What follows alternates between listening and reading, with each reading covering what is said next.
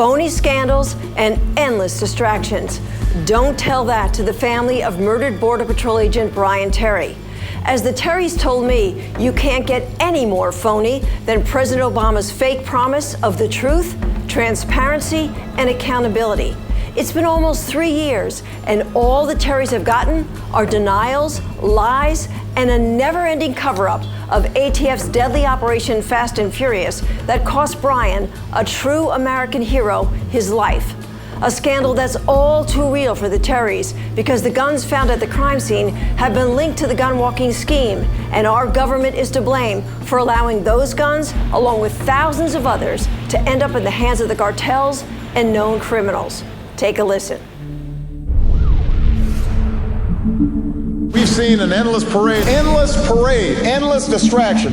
Brian called me that Sunday and said, hey, you gotta pick me up from the airport. Political posturing. We picked him up, but in a casket. Distractions. Brian Terry is dead today because of Fast and Furious. Phony scandal and phony scandals. I did not authorize it. Eric Holder, the Attorney General, did not authorize it. I did not know about Fast and Furious. I learned about it from the press. We keep on shifting our attention away from what we should be focused on. They all knew it, and they're all going to cover for each other. And that's what you call lying. Have you apologized to the family of Brian Terry? I have not, but I certainly regret what happened to Agent Brian Terry. Endless distractions and phony scandal. You get so furious inside, you just can't explain it anymore. But they don't seem to care. If Obama thinks it's so phony, I'll take him to the gravesite where my son is and tell me how phony that is. And I'm here to say, this needs to stop. This needs to stop. So if it's phony, why were all the documents blacked out? There's nothing phony about what happened with the Fast and Furious, Benghazi, and these other scandals that are coming up in his presidency. When those 4 people were killed in Benghazi, it was like living Brian's death all over again because it was the same thing. Those families, those mothers, those are our kids. Those are human lives that got killed just like Brian. If those guns would have never walked across the border, he would still be here.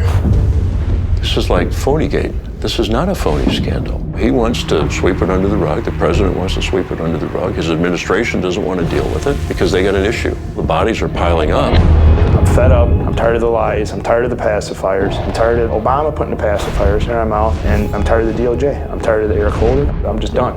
I don't care whose toes I gotta step on. I'm not being quiet anymore. It's been 2 years, we've been patient enough. You just wrote a public letter. What prompted you to write it now? When Eric Holder made that comment in the Trayvon Martin case, that his death was unnecessary and it was a tragedy and it should never happen. Well, it wasn't my brother's. It would have never happened if the gun scandal never started. So that sickened me. That made me mad. My son wasn't collateral damage. He believed in his country 110%. Brian was a brotherhood of Eric Holders.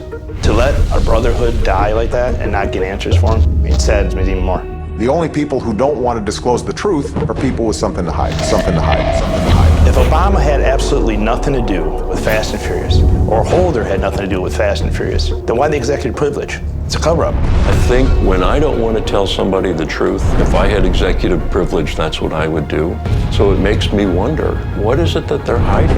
I don't know how someone can consciously live with themselves knowing this isn't going to go away. These were thousands of guns that our government let walk through to Mexico, and they're going to be out destroying more families' lives because of people dying. Someone has to be held accountable. Somebody knows something. Unfortunately, we are going to be feeling the repercussions of those mistakes for years to come as guns that were lost during this operation continue to show up at crime scenes both here and in Mexico. This should never have happened, and it must never happen again. This investigation will be complete. People who have screwed up will be held accountable. Mr. Holder, he's been held in contempt, but what have they done to him for that? What have they done for all the lying that he has done under oath? If that was you or me, we would have been put in jail. I think Obama is indicted now. They're 100% responsible. Have they fixed it? No. Have they tried to? No. Not punishment for one person. Why he just man up? Just man up, tell us the truth. They should be held accountable. Their name should go up on a neon sign, and quit throwing my son underneath the bus. That's why I'm asking for a special prosecution team to get answers. And I'm surprised ISA hasn't done that. Did Brian ever talk with you about conditions on the border, concerns that he might have had? Brian said one thing to me the day he was leaving, the last time he was home. He said, you know, Mom, he said, something bad's gonna happen out there. And I said, what are you talking about? He said, I can't say. I know. So Brian might have had a clue about the guns, Fast and Furious, but Brian could keep a secret even when he was a kid. Why do you think Brian always wanted to dedicate his life to law enforcement? Brian knew he wanted to be with law enforcement from the time he could talk. Don't know why. You know, I was worried about him being in danger. But Brian used to always tell me, Mom, this is what I want to do. I just want to make a difference. He says, if I die, I die. He said, at least I'm dying protecting my country. He was like Mr. Muscle, and he ran 10 miles a day, and he was super fit. And so they let him go into Borte school. At first, they wouldn't let him in because he's too old. He was 39 years old at the time. Only ended up being a platoon leader in the Borte school there. The Bortec team was an elite law enforcement team, kind of like your Navy SEALs. He would do the most dangerous jobs that the Border Patrol couldn't handle. He always did tell me about the terrain's rough, you gotta be in top shape, physical shape, more mentally than physically. But he loved it. He did love it. I think he just loved Arizona, period. That's why the initial shock, it just hit us like a freight train, because it's Brian. I mean, he was Batman. I mean, he was invincible. And it still hasn't. I mean, I have a voice message on my phone still that I keep so I can hear his voice. Do you think President Obama has gotten what he wanted?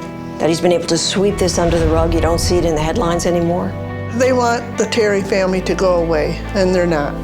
That's what keeps the Brian Terry Foundation. That's what keeps me physically and personally motivated. To keep Brian's name and legacy in the public eye for all time to come.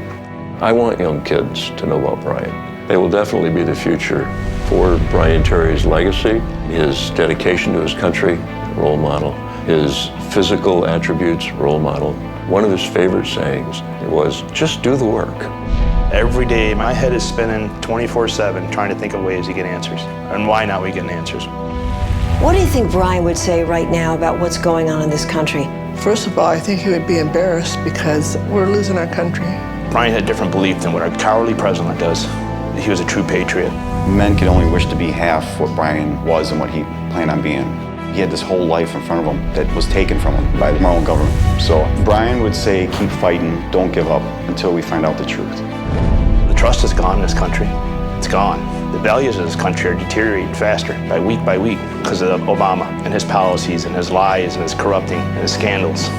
We keep on shifting our attention away from endless distraction, what we should be focused on. I can be sitting in this living room by myself and listen to his speech, and I just say to myself, why is he still there?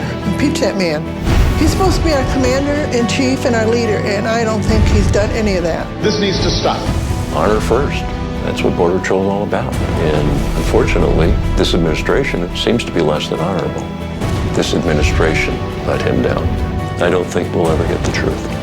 I got a hole in my heart that probably never be healed. My brother took a bullet. I think you earned that right to get answers.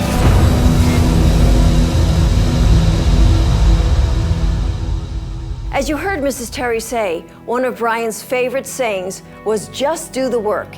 And that's exactly what they're doing by starting the Brian Terry Foundation, to keep Brian's legacy alive and to raise public awareness about what Border Patrol agents and law enforcement face every day trying to secure our border and protect our country. If you'd like to find out more about the foundation, all you have to do is log on to honorbrianterry.com. On that note, thanks so much for watching. I'm Ginny Simone.